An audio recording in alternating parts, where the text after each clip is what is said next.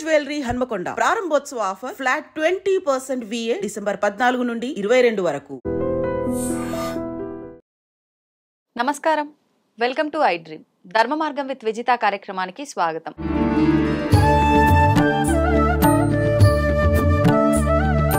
ప్రస్తుతం మనతో పాటు ఉన్నారు ప్రముఖ ఆధ్యాత్మికవేత్త సుభాష్ శర్మ గారు. ఇప్పుడు వారితో మాట్లాడి మరిన్ని విషయాలు తెలుసుకుందాం. నమస్కారం గురుగారు. గురుగారు, మార్గశీర మాసంలో వచ్చే అమావాస్యకి ఏదైనా ప్రత్యేకత ఉందా? ఆ రోజున ఎటువంటి విధి విధానాలు ఆచరిస్తే బాగుంటుందో తెలియజేయండి. తప్పకుండా. ముందుగా ప్రేక్షకులందరికీ శ్రీమాత్రే నమః, శ్రీ గురుభ్యో నమః. నమో దేవ్యై మహాదేవ్యై శివాయై సతతం నమః. నమ ప్రకృత్యై భద్రాయై నిహతాం ప్రణతాస్మిత. మనకు మార్గశిర మాసము ఈ సంవత్సరము అంటే డిసెంబర్తో పోల్చుకుంటే సంవత్సరానికి ఆఖరి మాసము. ఇక ఈ మార్గశిర మాసము అనేటటువంటిది చాలా ప్రత్యేకమైనటువంటి మాసం. అందులోనూ మార్గశిర అమావాస్య. అమావాస్య అంటే పితృదేవతలకు ప్రీతికరమైనటువంటి రోజు, తిథి అని చెప్పడం జరిగింది. అయితే ఎవరైతే పితృకర్మలు సరిగ్గా ఆచరించలేదో, పితృకర్మలు ఎవరైతే సరిగ్గా చేయలేదో అలాంటి వారి కోసం ఇదిగో ఈ అమావాస్య రోజు వినియోగించుకోవడం ద్వారా పితృదేవతలు సంతోషం చెంది వాళ్ళు ముక్తిని పొందేటటువంటి అవకాశం అమావాస్యకు ఏర్పడినటువంటి రోజు.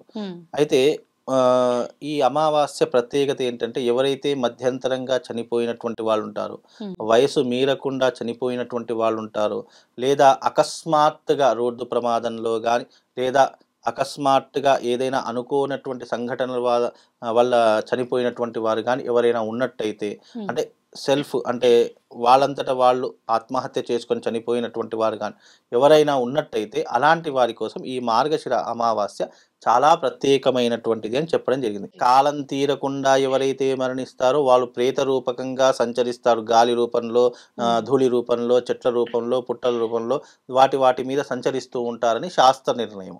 అలాంటి వారి కోసము ఈ అమావాస్య రోజున పితృతర్పణము, పితృయాగము, అలాగే గంగా స్నాన విధిని ఆచరించడం ద్వారా వాళ్లకు ముక్తి కలుగుతుంది అని శాస్త్రవచనం. కోరికలు తీరకుండా చనిపోయినటువంటి వారు కానివ్వండి, మధ్యంతరంగా కాలం చేసినటువంటి వారు కానీ అలాంటి వారి కోసం పితృతర్పణం, పితృయాగం చేయడం ద్వారా ముక్తిని పొందుతారు అని శాస్త్రవచనం. ఈ యొక్క అమావాస్య కూడా అదే కోవకు చెందినటువంటిది.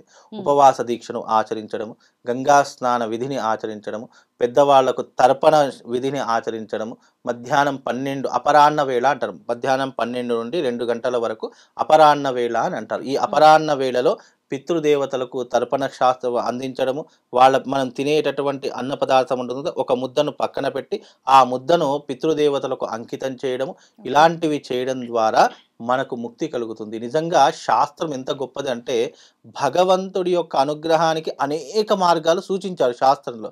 కానీ పితృదేవతల యొక్క అనుగ్రహం పొందడానికి మాత్రము శాస్త్రం నుండి 2 మార్గాలు. ఒకటి పితృయాగము, రెండవది పితృతర్పణము. ఈ రెండుటి ద్వారానే పితృదేవతల యొక్క అనుగ్రహాన్ని మనం పొందవచ్చు.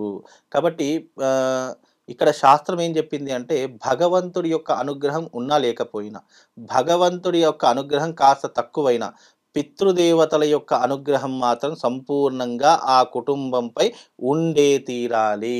ఒకవేళ ఉండకపోతే గనక ఆస్తి నష్టము, ఆరోగ్య నష్టము, ప్రాణ నష్టము, మనం ఎంత సంపాదించినా నిలకడ ఉండకపోవడము, కుటుంబంలో ఎప్పుడు ఆడ సంతానమే జన్మించడము, ఇక మగ సంతానం జన్మించకపోవడము, భార్యాభర్తల మధ్య వైరం ఏర్పడము, కోర్టు కేసులు, వివాదాలు ఎక్కువైపోవడము, బిజినెస్లో లాస్లు రావడము, ఇలాంటివన్నీ కూడా ఎందుకు జరుగుతాయి అంటే, బికాజ్ మన జన్మరాహిత్యాన్ని మనం దూరం చేసుకోకపోవడం వల్ల, మనకు జన్మనిచ్చినటువంటి పూర్వీకుల యొక్క అనుగ్రహం మన మీద లేకపోవడం వల్ల. ఎగ్జాంపుల్గా, ఉదాహరణకు మనం ఎవరైనా మన ఇంట్లో కానీ మన కుటుంబంలో కానీ మనం సొంత ఊళ్ళోకి వెళ్ళినా కానీ మనకు బాగా తెలిసినటువంటి వాళ్ళు కానీ, అరే అన్నీ మీ తాత పోలికలు వచ్చాయిరా, నీ కొన్ని చేష్టలు, నువ్వు చేసే అలవాట్లు మీ తాత అలవాట్లే ఉన్నాయిరా, ఇలా కొన్ని మన మీద ప్రభావితం చూపిస్తే అలవాట్లు కానీ మనం చేసేటటువంటి ఏవైతే విధానాలు ఉన్నాయో పూర్వీకులను సూచిస్తూ కొన్ని అలవాట్లు వస్తాయి. ముఖ కవిలికలు కానివ్వండి, పోలికలు కానివ్వండి, ఇలాంటివి వస్తూ ఉంటాయి. ఎందుకు వస్తాయి అని అంటే, ఆయా పితృదేవతల యొక్క రుణాన్ని మనం తీర్చుకోలేదేమో, అందుకే మళ్ళీ వాళ్ళు ఈ జన్మలో మన గర్భాన జన్మించి మన యొక్క రుణాన్ని తీర్చుకోవడానికి లేదా వాళ్ళ యొక్క రుణాన్ని తీర్చుకోవడానికి మళ్ళీ మన వంశంలో జన్మించారేమో అని భగవంతుడు సూచిస్తుంటారు. కానీ ఇవన్నీ నమ్మడానికి చాలా హాస్యాస్పదంగా ఉంటాయి. కానీ నిజానికి వాస్తవానికి కర్మ ఎవరిని వదిలిపెట్టదు. కర్మ ఎప్పటికైనా రిటర్న్ వస్తూనే ఉంటుంది. ఆ కర్మ ఫలితాన్ని మనం తెలుసుకోలేము. ఎందుకు? ఈ జనరేషన్లో కూడా ఇలాంటివి ఉంటాయా? నిజంగా మన టెక్నాలజీ ఇంత పెరిగిపోయింది, అప్డేట్ అయ్యింది, నిజంగా ఇంకా ఇలాంటివి ఉంటాయా అంటే టెక్నాలజీ ఇప్పుడు పెరిగిందేమో, కానీ దీనికంటే 100 టెక్నాలజీ మన పురాతన కాలంలోనే ఉండేది. 100 టెక్నాలజీ కాదు, అసలు మనము ఈ టెక్నాలజీ ఆ కాలంతో పోల్చుకుంటే అసలు ఏమీ పనికిరాదు, అంత టెక్నాలజీ ఉండేటటువంటి. కానీ అప్పటి నుండే ఇంత ధర్మాన్ని ఆచరించిన పెద్దలు ఎంత ముందు చూపుతో మనకి ఇవన్నీ అందించారు శాస్త్రంలో. అంటే భగవంతుని ఆరాధన పొందడానికి నువ్వు 100 మార్గాలు సూచించినప్పుడు పితృదేవతల అనుగ్రహం పొందడానికి 2 మార్గాలు సూచించారే అని మనం ఆలోచన చేసుకోవాలి. దానికి ఒక ఇంట్లో కొడుకు పుట్టాడు అనుకోండి, కేవలం తన తల్లిదండ్రులకు మాత్రమే శ్రాద్ధ కర్మను చేసి రుణాన్ని తీర్చుకుంటాడు. అదే ఇంట్లో ఒక ఆడపిల్ల పుట్టిందనుకోండి, కన్యాదానంలో చెప్తాడు, దశపూర్వేషాం దశపరేషాం మత్వంశానాం మాతృవంశానాం ఉత్తమలోక ప్రాప్తిరస్తు. అంటే ఒక ఆడపిల్ల పుడితే 10 తరాలకు, అంటే అత్తింటి వాళ్ళకు 10 తరాలకు, పుట్టింటి 10 తరాలకు కర్మ చేసే అవసరం ఇక నీకు లేదు అని చెప్పి సంకల్పంలో చెప్తాం. అంటే ఆడపిల్ల యొక్క తత్వం అంత గొప్పనైనటువంటిది. అందుకే ఇంట్లో ఒక ఆడపిల్ల జన్మించకపోతే ఇంట్లో ఎంతమంది మగపిల్లలున్నా, ఎంత ఐశ్వర్యం ఉన్నా అది అలక్ష్మితోనే సమానమట. అందుకే ఒక ఇంట్లో ఆడపిల్ల జన్మిస్తేనే అది పూర్తి సార్థకతను పొంది మనకు ముక్తిని కైవల్యాన్ని ఎలాగైతే ప్రసాదిస్తుందో, ఈ అమావాస్య రోజున కూడా పితృతర్పణం పితృయాగం చేసుకోండి. అలా ఏంటి దానికి పెద్ద ఆలోచించాల్సిన అవసరం లేదండి.